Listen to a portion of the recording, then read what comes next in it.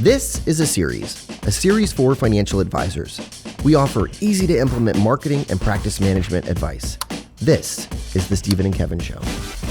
Welcome back, everybody. Episode number 110 of the Stephen and Kevin Show. Today, we're going to take a deep dive into exactly why the affluent client refers. Yeah, if you talk to most financial advisors and you ask them how they're growing, they say, well, I get referrals.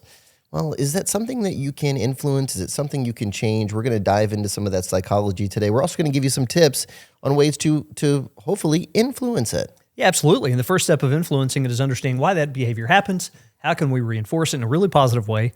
That's what today is all about. All right, so on to today's topic. Again, why affluent clients refer. And it's not just going to be psychology. We'll get into some tips and some practical advice for all of you listening today. But we are going to start with the psychology. We're actually going to start with a little bit of research that we conducted here at Oechsli. We asked them, why do you refer? For those of you who do, why do you refer your financial advisor? What are the underlying reasons? Number one was they like being a resource to their friends and family. So if I have a friend or family member who's going through a financial transition or unhappy with their advisor, it makes me feel good to connect them with others. Yeah. For me, that number one is like a little bit of almost like a selfish thing. Like I want to be the resource. I like being seen as a resource. Yeah, absolutely. Yeah. And number two was I enjoy helping my financial advisor, which we'll talk a lot about today in terms of how do we build that feeling in them. Mm-hmm. Because it's not universal. Like not every affluent investor they don't feel this commitment to helping their financial advisor grow. It's really those who like their financial advisor. And I don't mean that like that some people just don't like them as a human being, but it takes a certain level of passion to help this other person to go out of your way to make a connection like that. Right. Well, for sure. So, and it's beyond just that they do a good job for you. There's some emotional connectivity there. Number three was my financial advisor rewards me for referrals. Now, we'll talk about a little bit about that today. We don't think it's a terrible idea to reinforce the behavior if clients are referring you. I'd see that as icing on the cake, though. When I read that one, I wonder how people infer, which is always the question with the research, is how do people interpret your questions? Yes. And when you think rewards you for referrals, are we talking dinners or events or small gifts? Knowing the rules that exist in terms of small gifts, that can't be the only reason why you'd recommend your financial advisor. Oh, no. And all of a sudden, you've sent me this set of bar glasses, and that drives me to go and connect you with all kinds of people. Right. I think that's more icing on the cake, things that help reinforce good behavior. Number four here was my financial advisor asks me for referrals. And again, this is all in a hierarchy, right? So that's like the fourth option. If you follow Oechsli at all, you know that we're not big fans of asking for referrals. Well, the number two slide we have in many presentations right now has on one side pull and the other side push. Yeah. And the point that we like to make is that we're much bigger fans of pull strategies. And in this case, that means if you want referrals, treat people well, give them reasons to connect you with others, as opposed to push, sales, push, right? Well, we used to conduct research and we used to ask, what's your impression of a financial advisor who asks you for a referral this way versus this way? And when it came to asking, the affluent just didn't like it. I don't remember the stat exactly, but I know it was like over 80% did not like being put on the spot and asked for a referral. And sometimes that comes from some old school sales training of, hey, Stephen, who's 10 people? Can you write down a list of 10 people like you who, and that's just, they don't like it at all. So. Yeah, I think it makes us all back away a little bit. So let's look at the client-friendly ways to go about this, a way that feels like a natural extension of you being good at your job and treating people well. Mm-hmm. That's really organically how we grow. It's not like when you look at the biggest producers out there, those who are bringing in hundreds of millions of dollars a year in new assets, these are not people who got there by the advice we've heard 1,000 times over, just asking for referrals. That's not how they got there. Exactly. Yeah. So let's look at number one. We're going to take a deeper dive into number one first, which is if they like being a resource to their friends and family, how can we play into that? Yeah, how do we start positioning ourselves as the resource that clients can leverage and willingly leverage, right? Like, hey, like reminding them that I'm a resource in some ways. So we have a couple of bits of language here. One would be just encouraging them, saying something to your clients like, hey, encourage your friends and family to run ideas by me. I'm happy to offer my perspective whenever, right? Yeah, and that may not be your close to every meeting that you ever have, but occasionally saying that, I think, leaves an impression. Another idea would be content. Mm-hmm. I created I just recorded a video on retirement blind spots. It would be really helpful for some of your friends in their 50s. Do you mind forwarding it along? Right? That's and content to me plays such a big part of being that resource. It's the easiest way to do it. If you think about, I'd love it if I'm a financial advisor and you're my client. I would love it if you went on this campaign of telling everybody in your life, you know who you need to use. You need Stephen Boswell as your financial advisor. He is the best. Sign up for an appointment with him. Like, that's ideal level of advocacy. Sure. But most people aren't going that far for you. And if they're willing to pass along an article that you wrote or a video that you produced to other people in that niche market, all the better. And it's so easy. It's on the complete other side of advocacy in terms of ease. It is. It's just like, hey, forward this around. Sure, why not? It takes me 3 seconds. Yeah, exactly. Another kind of bit of language here that you can use to position yourself as a resource. You could say something like, hey, if anyone you know needs a recommendation for an accountant, attorney, a lender, I'm happy to help. I like that angle because it's not even necessarily about you and your services. It's about other professionals, but it's being the resource. Yeah, I think the difference in some of the language that you're going over here, Kevin, versus when we talked about the overly salesy approaches, who do you know that I could reach out to? That approach is about me as the advisor. Yep. Who do you know I can reach out to? I need to grow. I need more assets. I need more revenue. The other way is I want to be seen as this person who has a passion for what I do. I want to be seen as this person who really goes out of my way to help people who may be making mistakes otherwise. Yeah. And we can get that across just through language like this. It's like, hey, not only encourage your friends to run ideas by me, but we see people making big financial mistakes, whether it's paying for college, making decisions on when to retire, when to collect Social Security. There are so many things that people botch because they're not getting good advice. So if the message I'm getting across to you as my client is, pass those people along to me. I'm happy to lend an ear and give them my 2 cents. It doesn't mean that they have to end up working with me, but I'm happy to have a conversation with them. Yeah, I like the point that you're making. I remember an advisor I worked with a long time ago in Southern California. This guy, just a gem of a person, super nice. And, the feedback that he used to get from his clients, they used to tell him, they used to say, hey, you should have been a professor. You should have been a teacher. Why? Because he was super passionate about making sure that clients understood all aspects of what they were investing in and how everything works. And the guy used to get referrals all the time. And, I'm thinking about that. He probably had that, I don't know, he put off that air of like, hey, I'll talk to anyone about this stuff because I care about it and it's important. Yeah, and think about the different professionals that you might use. Let's say that you had a real estate agent that you were using.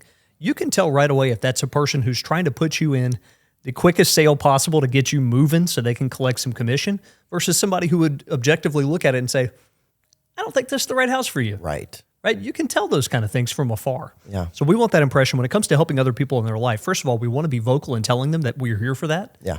We don't want to see your friends and family make mistakes. Line them up with us. Happy to give them information. And that content can help us in that regard. Putting forth really good content that solves some of those issues is easy shareable. Right. Perfect.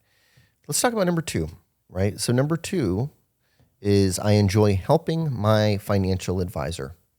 I enjoy helping them. So this one isn't quite as selfish. This is about like, I care about my advisor, right? And I want to help that person grow in their profession. Yeah, and I'd like to look at this one from a couple of different angles. So let's say that, because that conjures up to me, Kevin, when you say it that way, that if let's say that I'm the advisor and you're my client and I'm like 24 years old and I'm right out of school and I started in this, like you want to help me make it. Mm-hmm. Like that's a different level of help even. It's a fine way to look at it. Right. You want to help see me succeed. Now, what if I've been in the business 35 years? I still want to grow. Right. I want to make sure you know that. So one thing is we've got to be willing to tell clients periodically that we are open for business and we're looking to grow regardless of the stage of our career we're at. Mm-hmm. That I might be 5 years from retirement, but that doesn't mean I'm slowing down. That's a good point. I want to be vocal about that. I bet there's some unspoken, relationships there where people just think, oh, that person's made it. Definitely. They're fine. They don't necessarily need new business. And I don't really need to. And people don't know your retirement horizons. Right. So for those who are on the other end of the spectrum, who are nearing retirement, even 5 or 10 years out, clients don't know how much longer you're going to work or your desire to grow. You got to tell them. I like that. So how would you tell someone that you're open for business without saying, hey, by the way, I'm open for new business? Well, I think the most general way to say it would be to say, hey, keep me in mind as you're talking to other people in this niche. Yeah. That we'd welcome conversations with them. We're still growing. We've got capacity. Yeah, think of me when. Fill in the blank. Yep. Right? So that's one aspect of it. The other aspect is I enjoy helping my financial advisor, meaning that these affluent individuals care enough about their advisor, right? and they probably have more of a personal connection with them. Yeah, so the first part of it is making sure they understand your desire to grow. Right. Now let's increase their desire to help. Yeah. Right? I mean, Yeah. I mentioned earlier, not all financial advisors have a relationship with clients to where clients are going out of their way to make connections for them. Mm-hmm. And we get there just by being genuine and taking interest in other people. Like when you take an interest in really helping them beyond, I manage your investments, they take an interest in you. If that's helping network for their son or daughter who just got out of college, if that's making an extra phone call when they have a relative in the hospital, if it's, helping them. I'll give you an example. Oh, yeah. I remember this one. This is another coaching client example from back in the day. And he had a client who was in the hospital. She was single, a widowed lady. And this advisor went and mowed her lawn. And I'll never forget it. Like he went, after hours, shut down work, took a lawnmower over to her place and mowed her lawn. And that's when I'm not saying that that's like the strategy for everyone. Start mow your client's lawn, right? No, but it's those little extra things like that endear them to you. Yeah, so the core of this is more of the personal relationship that you're forming. The little extras are, we talk a lot about small gifts. Yeah. As a way to show people that you're listening and that you care. And still I'm surprised by how little system we have for this other than holidays, maybe birthdays. Yep. But we need a better system in most financial practices for sending small gifts that show that we're listening and that we're attentive to their life situation. Yeah. So again, people, son or daughter going off to school, a new hobby, a new pet, any number of things that can show you're listening. Well, most advisors do it when it kind of hits them in the face, right? When it's like, oh yeah, obviously it's the holidays. We need to be doing something, right? As opposed to knowing what's going on in their life and, being that attuned and then saying, you know what, we're going to send this little travel guide, right? Yeah, exactly. And for some of you out there, and I can relate to this because I'm not wired this way. Like, believe me, I'm not the best gift giver. Me either. Oh, you're better than me. You're usually the one who's like, hey, have you gotten Heidi anything for XYZ yet? And I'm like, no, good thinking, man. What did you get? I should get one of those too. Let me tell you where to go. Go to the tiny greenhouse, right? Tiny greenhouse. If they like plants, it's my go-to. That's my go-to gift spot. Anyway. I went there and you know what she said? Oh, you must have overpaid for this. That place is so expensive. Oh, no. Yeah. But it's amazing. And I was like, true. This was like a little plant. It was like $75 or something stupid. But they're super. But it was a cool they're store. super healthy. It was plants, it was a cool store though. Yeah, it is. Anyway, but little things like that. So let's say, for example, that let's say that Michelle is really into that spot and she really enjoys things from that. If you're the financial advisor and that might be something you would send her on her birthday, a neat little pot that they made or a plant, something along those lines. And I think you get more credit too when you do it on not their birthday. Yeah. Right. So when you talked about systematizing it a little bit, it's, how do we engage that law of reciprocity with people, small or with clients, small personal gifts on a monthly basis. We do 2 every single month and the whole team's involved. That's how you start getting them, caring about you because you care about them. Yeah. And where I was headed with that originally is it's a team effort for these things. And if you're not necessarily the greatest with coming up with ideas or execute them in that regard, have other team members contribute. Everybody's got to play a role in that. And frankly, a lot of other team members may have more conversations with clients than you do.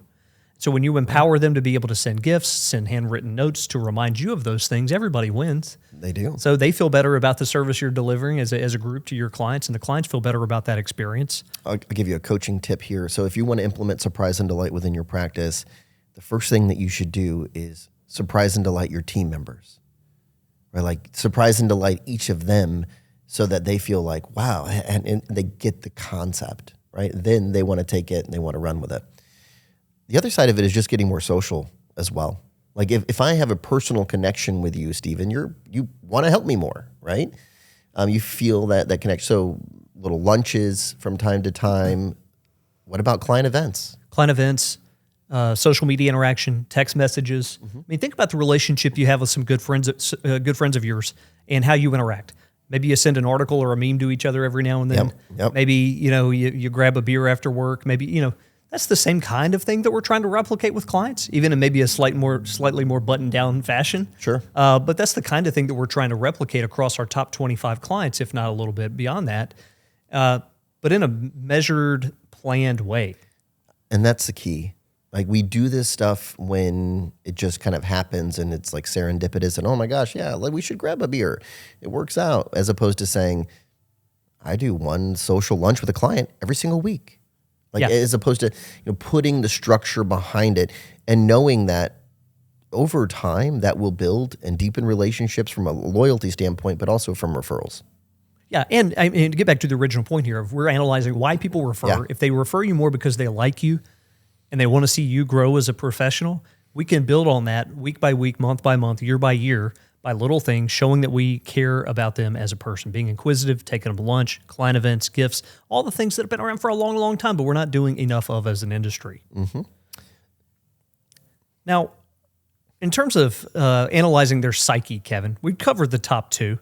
We don't need to get into too much as to, the way you give rewards. I mean, I think there's a lot of different ways to go about that. If they value being rewarded for this, certainly think hard about how you reward people for giving referrals in terms of, we talked a little bit about this last episode, thank you phone call, small gifts, just over acknowledgments, handwritten notes, over acknowledgement about that referral. Show them that you're really passionate about it.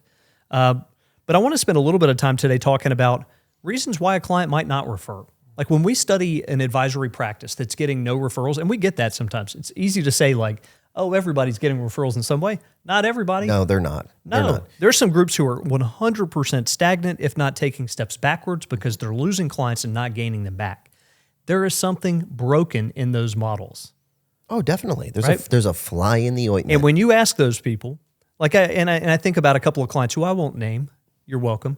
I'm kidding. When I think about clients like that were just starved for it, they always have a rationale as to why they're not growing and why they're not getting referred. So it might be, well, I'm getting older, or we didn't have the best performance. The market wasn't good to us. That is the most common cop-out for why someone's not getting referrals. When it's been my experience, the market has absolutely nothing to do with whether or not they're making connections for you. Right. That's my read on it. I don't hear the huge producers out there being like, well, kind of a crappy year in the market, so we're not getting a lot of referrals. That's not the story I'm hearing. Mm-hmm. Well, because it's about other things, right? It's about the it service, is. And I want to go through some of that and the today. relationship. Yep. Some of it is maybe with that specific client. Some of these, so we could have probably categorized this list to reflect this, Kevin, but bear with me for a second. So some of it has to do with the client, that maybe there are privacy concerns and other things that we want to go through. The other parts of it have to do with you, that maybe you have dropped the ball with service, responsiveness, them feeling like you're a really great option that they feel compelled to share with other people. Yeah. Well, I mean, so I think you're going to lack of confidence. It's a lack of confidence that they have in their existing advisor and services that they just aren't as compelled to refer. Let me give you another example. All right. So I've been trying to engage. I have this one specific spot in my yard. It's a blank slate. It needs some plants, right? And I thought, I could figure that out. It's not my sweet spot. My wife said, no, you need to call this guy. And this guy, she was recommended to by a friend of ours. And I'm like, all right. It's been nothing but a hassle the entire time. I finally got a little bit of a sketch from him.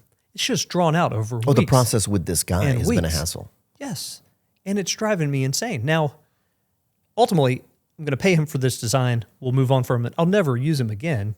And he might chalk that up to maybe he doesn't have other projects, but I'm chalking it up to it was a bad experience, right? Mm-hmm. Just taking forever. So would I recommend him? No, because of a lack of trust in what he's delivering. Right. Well, and he's going to likely replicate that with someone else, right? So a big one being confidence in their ability to make it happen. So let's look at some other reasons why they wouldn't refer. Dissatisfaction with services, that's kind of an obvious one, but it's always not that obvious. Like sometimes people are dissatisfied with service providers and don't vocalize it. Exactly. It's like you at a restaurant, not you specifically, but let's say you're at a restaurant and everything's not coming out great. There's a lot of people that'll just be like, no, it's fine. Yeah, it's okay. But they're not happy and they're not going back to that restaurant. Yeah. So maybe we need some feedback there. Again, that's a topic for another day, but that could be one, dissatisfaction. You mentioned privacy concerns. I think for some people that might be one. I think that's a small sliver though, right? Those who really don't want their friends and family to know they have money or that they have a financial advisor. Yep. Fear of damaging the relationship. So, I mean, again, that could be one where I'm scared that I'm going to refer someone to you that just doesn't work out, and then I've ruined a relationship with that person. And again, these are To me, these are kind of fringe, a couple of these here.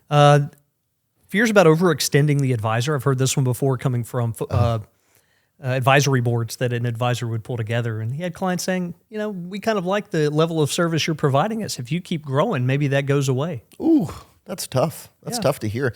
It's like the analogy there is you mentioned earlier babysitters, right? So like, let's say you have a really good babysitter and I don't necessarily want to tell all my friends and family about this babysitter because they'll start using that babysitter and then that person won't be available. If you have small kids, you get that.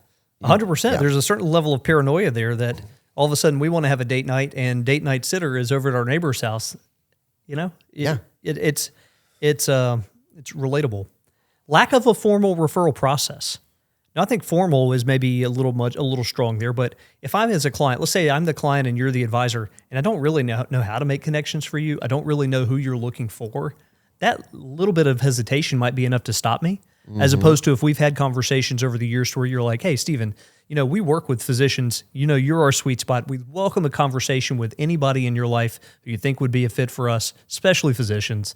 If you ever want to make that connection, a joint email is fine. Just passing along their information to me is fine. Any of those things, just letting them know how to do it, how to go about it. Because what happens is you have a lot of these ghost referrals. You have a lot of these, hey, you know what? I gave your name to so and so, or you have a lot of that, and sometimes you don't even know about it as the advisor. They're just kind of referring, but not really. Having a little bit more of a formal process that you communicate to them, I think, is a great idea. Yeah, and every time you get one of those passive or ghost referrals, you're able to tell them, hey, we find these things work better if you put us in direct contact. Like send a joint email. Yes. Let's all have a lunch. Let's do something along those lines to put the ball in my court to follow up because people procrastinate. Another one you had on this list here was lack of awareness. So to me, that goes back to, like, do they know that you're open for business? Right? Some clients may not realize that their advisor would appreciate the benefit of a referral, which seems crazy to me. Yeah. But it happens. Negative past experiences. Let's say they had referred someone in the past and it went poorly, not just with you, but with anybody. I was thinking back in our Uber ride yesterday, Kevin.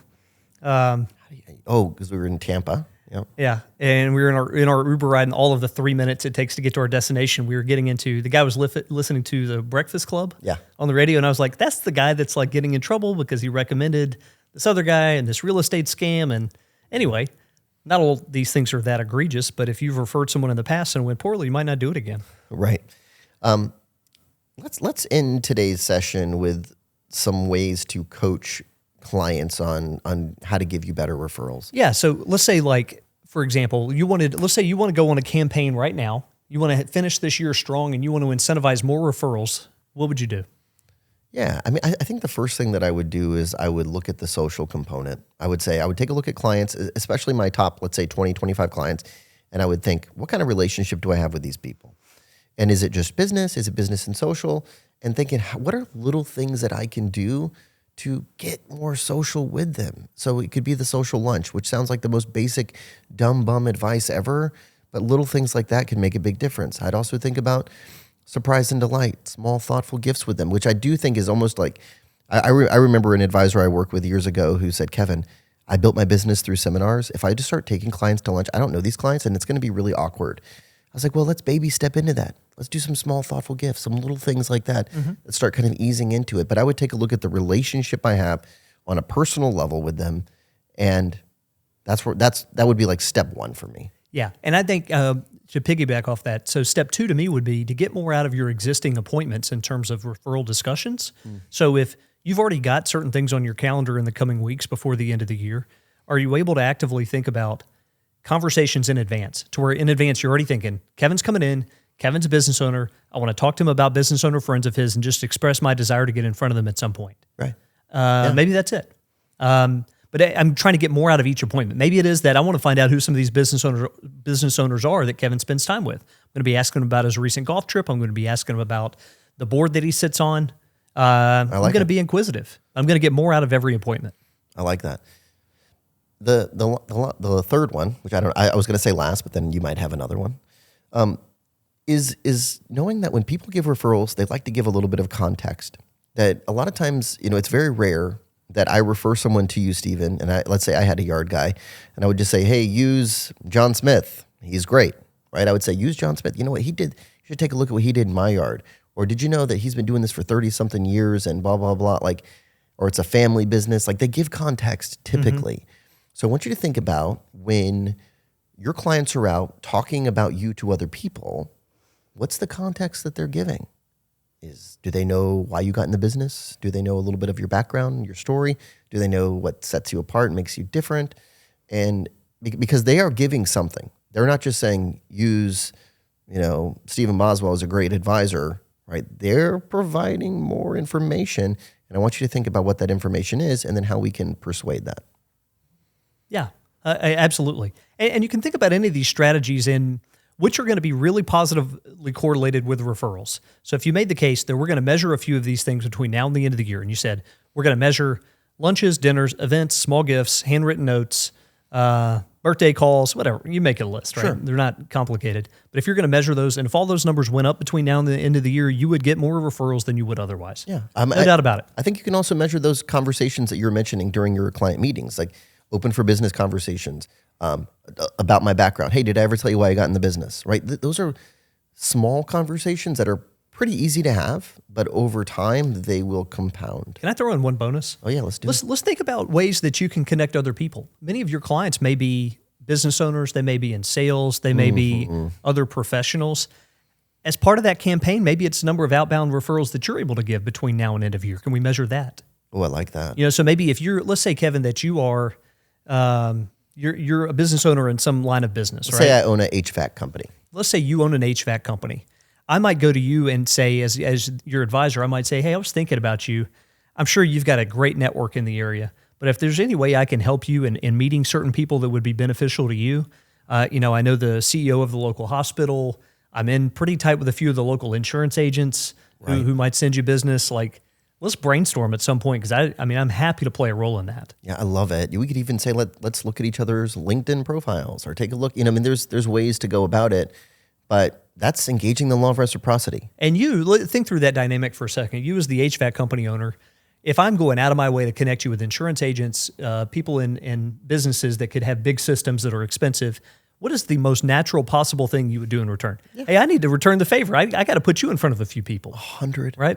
Those are the people in your life who get it. The business owners, the people in sales. Yes. They get it. Yeah, exactly. But look for other ways to connect them. And it might be not even business or money oriented, right? Like maybe they're at a certain point in their life where they're looking to get into a new hobby or a new interest. They're retired at this point. Like who could you connect them with? So I like that a lot because it's kind of leading by example. Yeah. And hey, gang, if you're out there and you're finding yourself challenged to be consistent in some of this stuff, that over the years you've provided a decent level of service, there's some clients you know better than others, you're getting referred, but maybe not at the highest level, coaching can help. That's the whole point of having somebody on our team is they're going to force you to, in a very nice and polite way, they're going to force you to do some things that you would not do on your own. You wouldn't do them consistently. No. And that is, we see it across coaching. We see it across coaching relationships for 20 years, almost 20 for me. People, when they have a coaching call coming up, get active. Yeah. And it does not hurt my feelings whatsoever the day before a call like that to hear them say, oh yeah, I knew I had the call coming up with you. It's like brushing your teeth and flossing before you go to the dentist. You want to be on good behavior. Hopefully you do it more than just the one time before you go to the dentist. No, but if every 6 months, Kevin, you give a little bit of a tune-up and you brush and floss, that's all you need. You and I have different dental hygiene. Kevin's the one that does carry, he travels with like dentist tools to clean his teeth. So I'm kind of nutty about dental hygiene. So, no, but you know what I mean. Like people, when you have a coach pushing you and you have a call coming up with them, you've got two choices. You can punch your call and not have it, which is the chicken way out. Or you can get active, hit some of those metrics like we're talking about, and over time, they don't become so tedious. Think about any exercise routine you've been in the past. The first couple of times, it is like heavy lifting. Sure. Getting up early. But then you get to a point when you miss it and you start feeling guilty that you're missing it. Like you kind of crave it in a way. It's like no big deal. Put on the shoes and let's go. Yeah. I used to, and there's different ways to hold people accountable. One of the things that I used to always do is just end with one main action item. I'd end a session, I would say, hey, we have one main thing we're going to do. We start the next session with that one main thing. And I liked it because It's just one thing. And you see that you do it or you don't. It's not like here's 5 things and I did 2 of them. Okay, let's just do that one main thing. And it's one of those things that, otherwise they just, calling Mr. or Mrs. Big to ask for an appointment. Yeah. Probably wouldn't do. And you know what I loved is there'd be 10 minutes left in the call and I'd be like, hey, do you have anything coming up next hour? Or you got a hard stop here? And they'd be like, no, it's all good. Oh, good. Well, you got at least 10 minutes to make that call we've been talking about. Is there anything that would stop you from just hanging up with me and making that call? And then there's silence a little bit. Not really. Right. I love that. That's a great approach. But yeah, we talk about a lot of great marketing ideas that are sometimes abstract. That it's like, build deeper relationships with clients and things. But there's other tactics that are involved in the broader strategy that you can do on a consistent basis. And that's what makes you get results.